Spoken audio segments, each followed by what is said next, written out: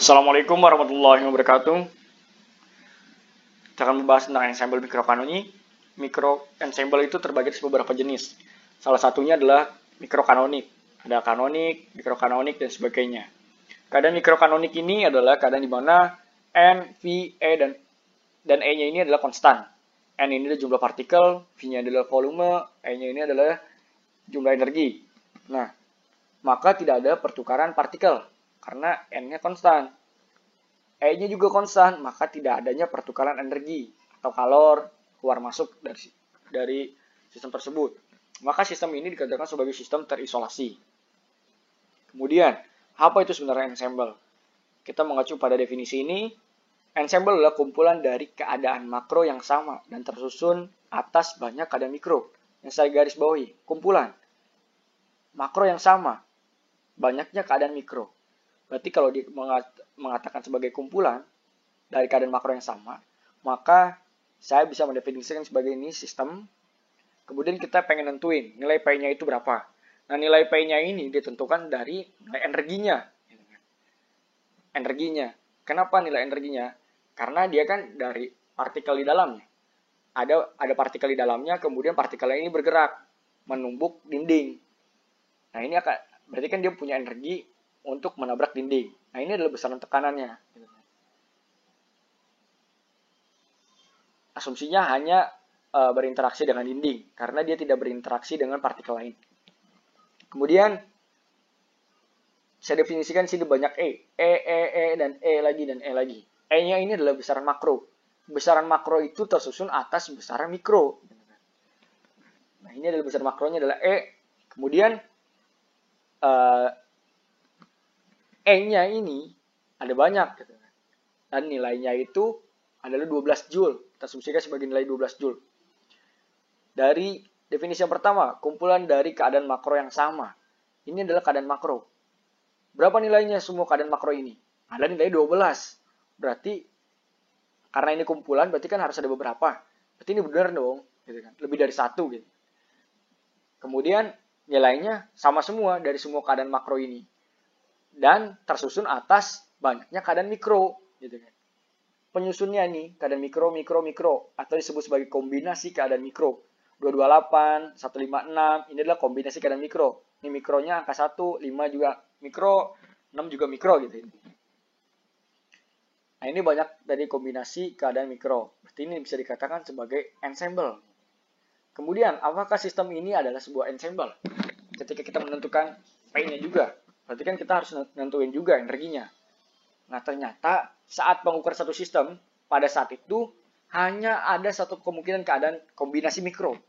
Seperti kita menentukan momentum, maka kita tidak bisa menentukan posisinya secara bersamaan. Maka kita hanya bisa menentukan satu kombinasi keadaan mikro. 1, 2, dan 3 ini kan ada keadaan mikro. Kita punya satu kombinasi saja yang menghasilkan satu keadaan makro. Jadi, tidak bisa dikatakan ensemble karena dia bukan kumpulan keadaan makro. Kemudian, kenapa kita harus menentukan ensemble? Kenapa kita harus belajar ensemble? Karena ensemble berkaitan erat dengan keadaan makro dan mikro. Nah, hukum termodinamika ketiga, Boltzmann menjelaskan entropi itu sebagai K ln omega. Nah, dalam penentuan, ketika kita tahu entropi, itu kan kita tahu keadaan mikronya. Nah, dari total keadaan mikronya ini, kita tujuannya adalah mencari peluang. Peluangnya itu, atau probabilitasnya. Nah, kemudian, di sini bisa dikatakan banyaknya kemungkinan penyusunan keadaan mikro, total keadaan mikro. Banyaknya kemungkinan penyusunan total keadaan mikro itu menunjukkan peluang keadaan yang makin besar. Kemudian, kalau peluang keadaannya makin besar, maka keadaan makronya akan diketahui gitu kan. Peluang keberadaan makronya itu juga akan semakin besar gitu. Nilainya itu akan diketahuinya akan makin besar gitu kan. Munculnya itu akan semakin besar gitu. Nah, ketika tahu keadaan makro, maka akan diketahui nilai entropi. Ketika kita tahu nilai entropi, maka kita bisa menentukan T, E, P, V, dan N melalui persamaan Gibbs ini. Dari sini ya, ketika kita tahu entropi, ketika kita tahu keadaan keadaan mikro, kemudian tahu keadaan makronya, kita akan menentukan entropi, yaitu dari persamaan Boltzmann. Ini kan total keadaan mikro. Maka kita tahu nih nilai entropinya. Dari entropi kita bisa tahu nih yang besaran-besaran termodinamika lainnya. Seperti ini. Nah, ini kan ada dua buah dadu. Ini dadu atas nih, dadu pertama misalkan.